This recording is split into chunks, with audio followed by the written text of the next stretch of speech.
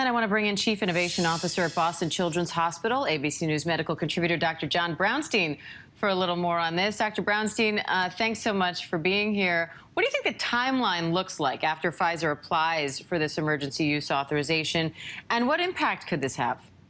Yeah, well, good morning, Diana. Great to be back with you again. Likewise. Yeah, I think that we have a great opportunity to see the vaccine roll out now in those under fives. You know, there are so many parents that have been incredibly anxious. So we'll potentially see this authorization application submitted, and potentially by the end of February, that authorization for those 2-dose series. Now, we still don't know. There's still a lot that needs to be done in terms of the regulatory process.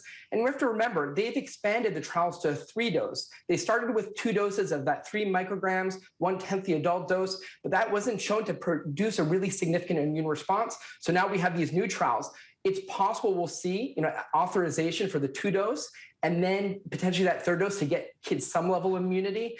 We have to remember, there are millions of kids that have tested positive throughout this pandemic, so getting that protection is going to be super helpful. At the same time, we have to take the necessary steps to show this vaccine is safe and effective, because we really haven't rolled out, even in the over 5s, that well yet. So we have to really make the case for the vaccine, and with the data, letting the data drive the decision right now. Is it possible that we end up getting feedback? Because it seems like the younger the age group, the more the debate starts stirring about boosters and vaccines and so on. So do you think there could be a debate over whether vaccines are necessary for this young age group?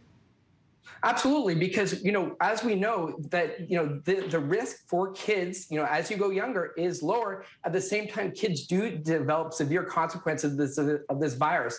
But if the 2 doses is not producing the immune response that you would want to show real protection, there will be a debate. Is it worth getting my kids vaccinated now, not with no real significant data? So I think there's going to be a debate. On one hand, you have parents super anxious, wanting to get their kids vaccinated.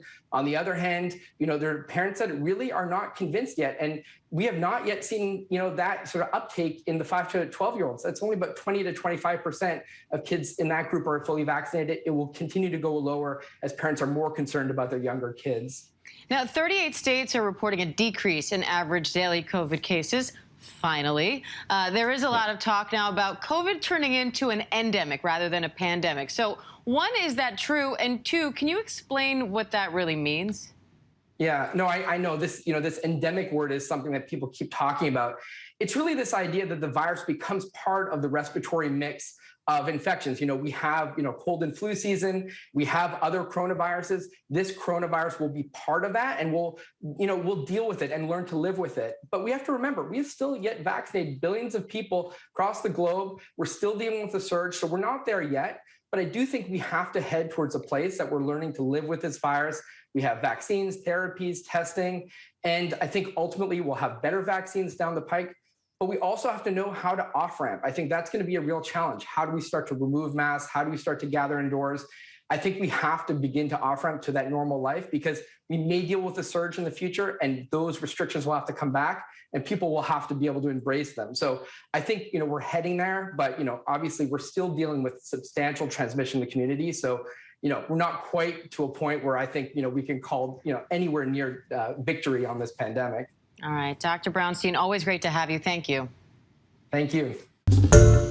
Hi, everyone. George Stephanopoulos here. Thanks for checking out the ABC News YouTube channel. If you'd like to get more videos, show highlights, and watch live event coverage, click on the right over here to subscribe to our channel. And don't forget to download the ABC News app for breaking news alerts. Thanks for watching.